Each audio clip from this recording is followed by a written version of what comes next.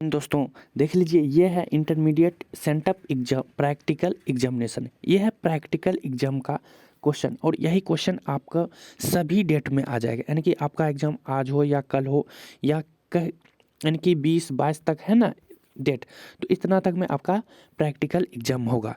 तो same question रहेगा, ठीक है। तो अभी हम देखने वाले हैं बायोलॉजी का आंसर, ठीक ना। प्रैक्टिकल एग्जाम बायोलॉजी का यानी कि जीव विज्ञान 2022 का है। तो चलिए हम देख लेते हैं इसका आंसर।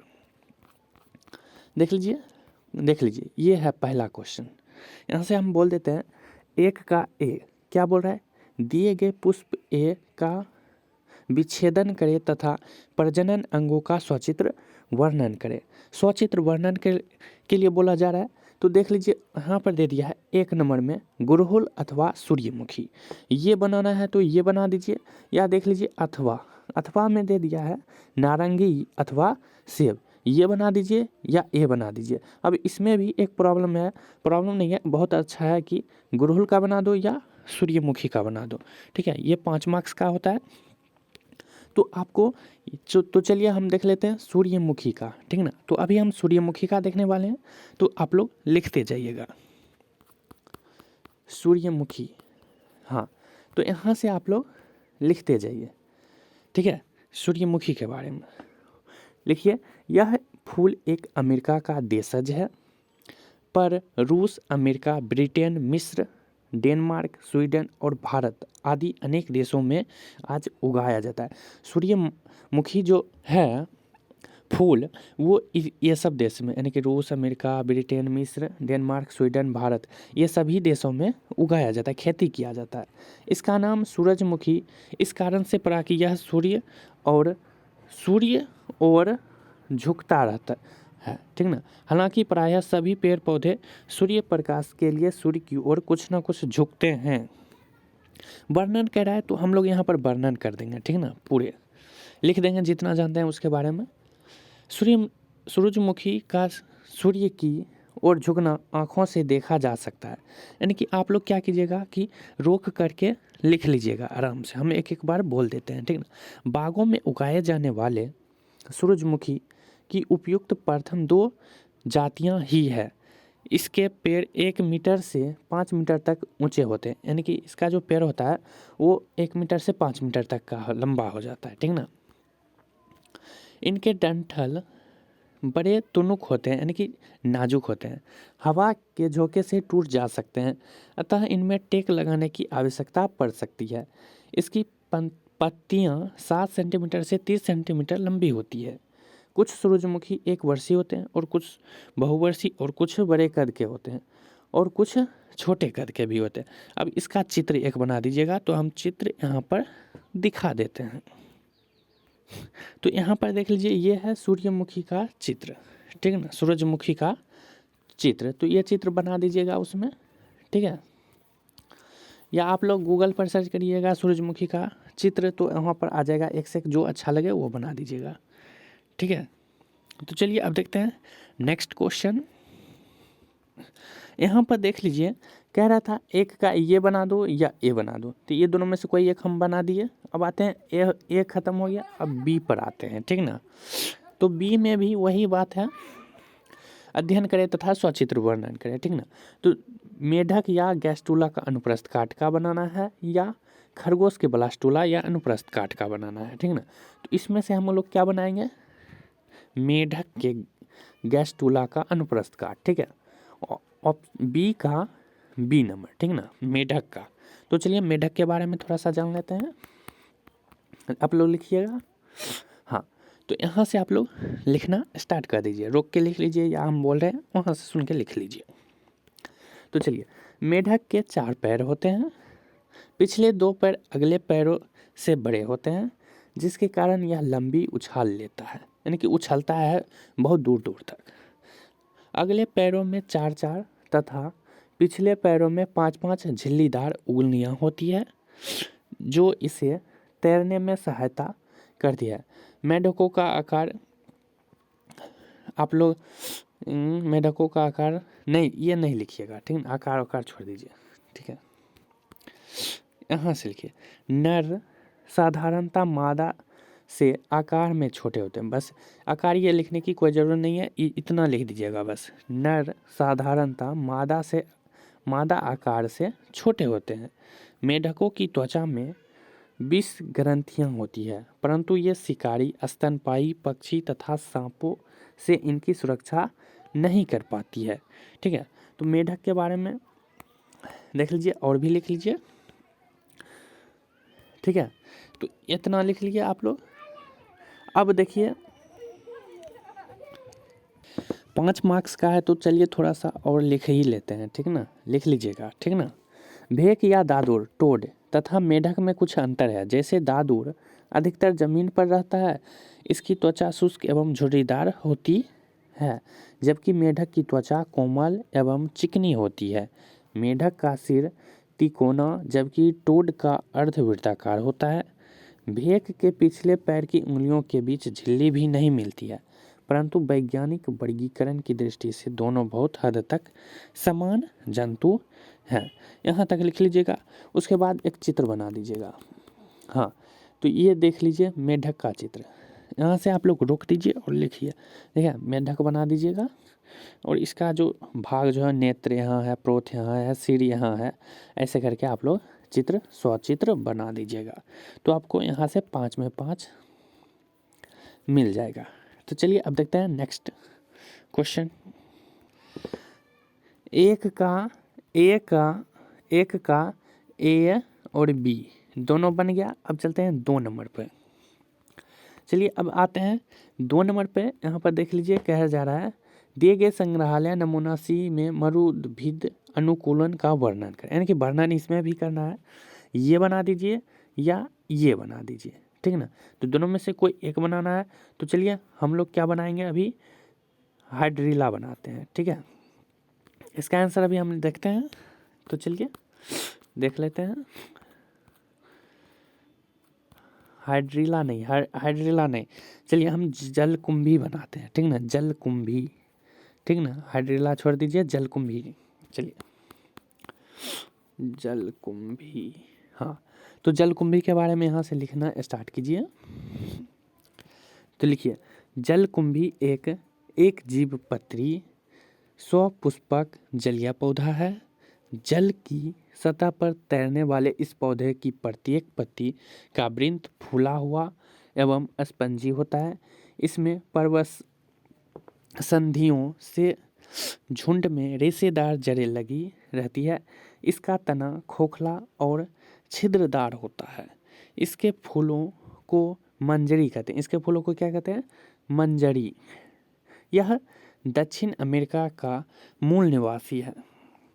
यह दुनिया के सबसे तेज बढ़ने वाले पौधों में से एक है।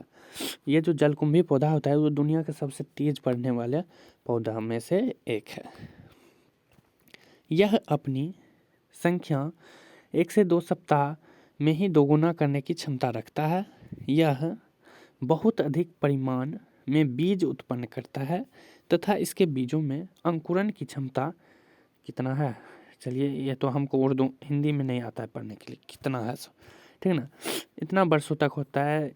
ये 20 या 30 है लिखा हुआ है। ठीक ना, तो आप लोग देख वहाँ पर लिख दीजिएगा 20 या 30। देख लीजिए, ये है जलकुंभी। ठीक है, जलकुंभी। ये फोटो आप लोग चित्र बना दीजिएगा, या नहीं भी बनाइएगा कोई बात नहीं।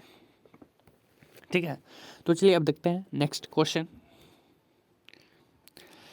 2 का ए खत्म, ये हो गया। अब आते हैं बी पर। तो यहाँ पर बी दिया गया है। बी में देख लीजिए, कह रहा है दी गई सामग्री ई में नमी की मात्रा तथा पीएच ज्ञात करें। ये बना दीजिए या अथवा में ये बना दीजिए।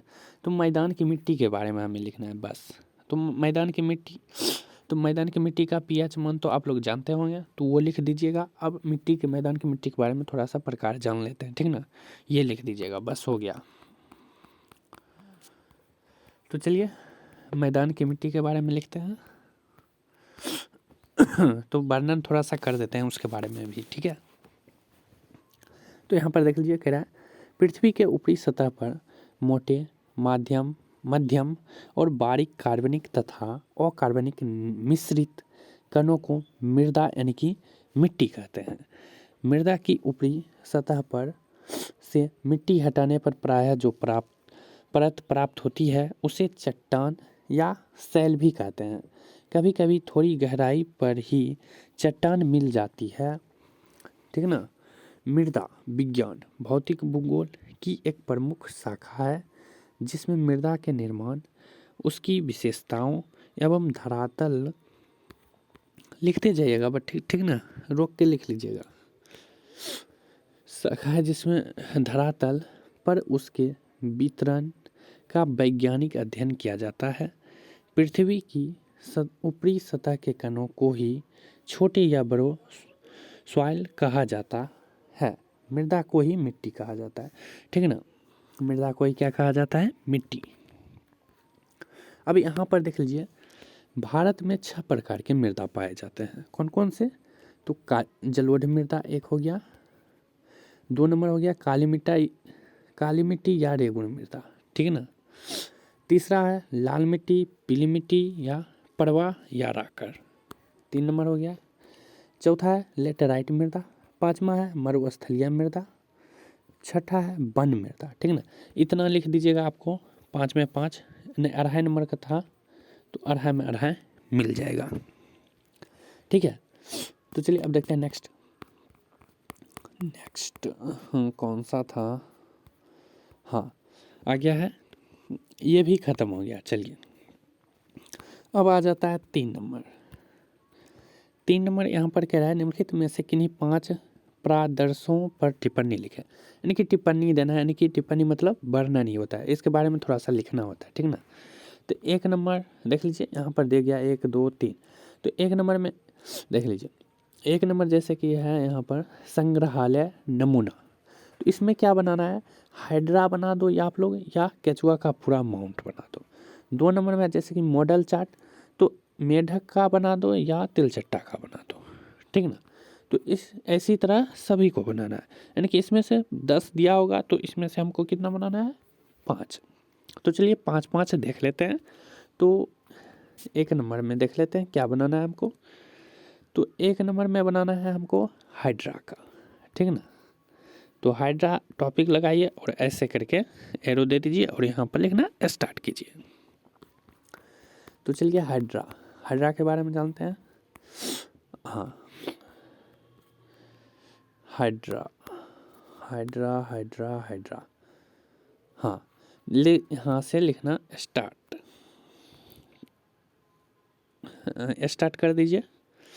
देख लीजिए, हाइड्रा निडेरिया संघ का जंतु है। इस जलीय जंतु का आकार कुछ मिलीमीटर का होता है तथा इनके अध्ययन के लिए सूक्ष्मदर्शी यंत्र की आवश्यकता पड़ती है। हाइड्रा के अध्ययन के लिए किसकी आवश्यकता पड़ती है? सूक्ष्मदर्शी यंत्र की। ठीक ना। इनमें प्रजनन की क्रिया अलैंगिक जनन से होती है तथा हाइड्रा में शरीर अनेक टुकड़ों में विभक्त हो जाते हैं। तो प्रत्येक भाग बुद्धि कर नए जीव में विकसित हो जाते हैं। यानी कि जो टुकड़ा जो होता है वो नया नया भाग में अपना अपना विकास कर लेता है, यानी कि विकसित हो जाता है। ठीक ना। यह भी अलैंगिक जनन की एक विधि है जिसे पुनरुद्भवन कहते हैं। पुनरुद्भवन। इनके शरीर में अलग से मलोत्सर्ग प्रणाली नहीं होता है। इसके शरीर में बनने वाला उत्सर्जी पदार्थ विसरण विधि द्वारा शरीर से बाहर निकल जाता है। इतना लिख दीजिएगा। ठीक है। यहाँ से आप लोग स्क्रीनशॉट भी ले सकते हैं। देख लीजिए, ये है आपका हाइड्रा। ठीक है, ये चित्र बना दीजिएगा, नहीं तो छोड़ भी दीजिएगा, कोई दिक्कत नहीं। अब चलते हैं नेक्स्ट। हाँ, आगे हैं 2 नंबर। 2 नंबर में मेढक पर या तिलचट्टा पर। तो हम लोग किस पर बनाए? इसको छोड़ ही देते हैं। ठीक ना। इसको छोड़ दिया। 3 नंबर पर आइए। 3 नंबर में समसूत्री विभाजन या अर्धसूत्री विभाजन। तो हम लोग बनाएंगे समसूत्री विभाजन पर। ठीक है। तो चलिए समसूत्री विभाजन एरो दे दीजिए। कहाँ गया? समसूत्री विभाजन। हाँ, यहाँ से लिखिए आप लोग कह रहा है समसूत्री विभाजन, कोशिका विभाजन को कायिक कोशिका विभाजन भी कहते हैं। समसूत्री विभाजन को कोशिका विभाजन को समसूत्री विभाजन, कोशिका विभाजन को कायिक कोशिका विभाजन भी कहते हैं, क्योंकि यह विभाजन कायिक कोशिकाओं में होता है और दो एक समान कोशिकाएं बनती है। समसूत्री विभाजन में हालांकि कोशिका का विभाजन होता है लेकिन गुणसूत्रों की संख्या समान रहती है, ठीक ना। जंतु कोशिकाओं में समसूत्री विभाजन को सबसे पहले वाल्थर फ्लेमिंग ने 1879 ईस्वी में देखा था और उन्होंने ही समसूत्री नाम दिया था। बस इतना ही लिखना है आपको, जितना मार्क्स का होगा उतना में उतना दे देगा। तो चलिए अब देखते हैं नेक्स्ट। ये हो गया समसूत्री। अब चलते हैं नेक्स्ट देख लीजिए, यहाँ पर 5-6 नंबर में आइए पुष्प क्रम में कह रहा है गुलमोहर, तुलसी अथवा धनिया। तो हम लोग यहाँ पर क्या देखने वाले हैं, तुलसी, ठीक है। तो लिखना स्टार्ट कीजिए तुलसी के बारे में। हाँ, तो तुलसी एरो लगा दीजिए। ऑसीमम सेक्टम एक द्विबीजपत्री तथा शकीय औषधीय पौधा है। औषधीय पौधा तो तुलसी है ही, आप लोगों को पहले से ही पता है। तुलसी का पौधा हिंदू धर्म में पवित्र माना जाता है और लोग इसे अपने घर के आंगन या दरवाजे पर या बाग में लगाते हैं, जो कि सही बात है 100%। भारतीय संस्कृति में चिर पुरातन ग्रंथ वेदों में भी तुलसी के गुणों एवं उसकी उपयोगिता का वर्णन मिलता है। 2 नंबर पॉइंट बना के है, ठीक ना। इसके अतिरिक्त एलोपैथी, होम्योपैथी और यूनानी दवाओं में भी तुलसी का किसी ना किसी रूप में प्रयोग किया जाता है। इतना लिख दीजिएगा, ठीक ना। तो दे देगा फुल में फुल मार्क्स, ठीक ना। इतना छोटा इतना हो गया। चलिए अब देखते हैं नेक्स्ट। अब देखिए फल, 7 नंबर में कह रहा है फल में हम सेब पर या नारंगी पर बनाएंगे। तो हम अभी किस पर बना दें, नारंगी के बारे में आप लोग लिखिए नारंगी। चलिए लिखिए। हाँ, तो नारंगी के बारे में लिखना स्टार्ट कीजिए। नारंगी नींबू की जात का एक फल होता है। नारंगी जो होता है वो नींबू की जात का एक फल होता है। नारंगी का छिलका मुलायम और पतला और पीले रंग का होता है। छिलका बहुत आसानी से अलग हो जाता है। भीतर पतली झिल्लियों में फांके पाए जाते हैं। यानी कि फांके मतलब इस टाइप का ना, फल जो होता है अंदर में जो खाने वाला भाग होता है उसको ही फांके बोलते हैं, ठीक ना। तो इतना लिख दीजिएगा नारंगी के बारे में। अब देख लेते हैं नेक्स्ट यहाँ पर है बीज में मटर, मक्का, मसूर। तो हम लोग यहाँ पर क्या लिखने वाले हैं, मटर, इसके बारे में। तो चलिए देखते हैं। तो मटर के बारे में लिखना स्टार्ट। देखिए, मटर एक फूल धारण करने वाला द्विबीजपत्री पौधा है। इसकी जड़ में गांठें मिलती है। इसकी संयुक्त पत्ती के अलग कुछ पत्रक प्रतान में बदल जाती है। यह शकीय पौधा होता है जिसका तना खोखला होता है। इसकी पत्ती से युक्त होती है। इसके फूल पूर्ण एवं तितली के आकार के होते हैं। इसकी फूल लंबी, चपटी एवं अनेक बीजों वाली होती है, ठीक ना।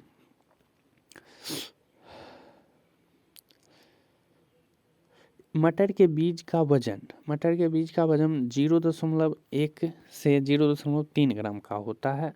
इसका केंद्र दक्षिण एशिया है। उत्पादन माध्यम ताप पर किया जाता है। यह 1 वर्षीय पादप होता है, ठीक ना। मटर के बारे में बस छोटा सा लिख लो और देख लो मटर, ये मटर आप लोग जानते हैं ना। तो बस इतना ही लिखते ही आपको फुल में फुल कितना नंबर 30 मार्क्स मिलने वाला है, ठीक ना। तो लिख लो, छाप दो।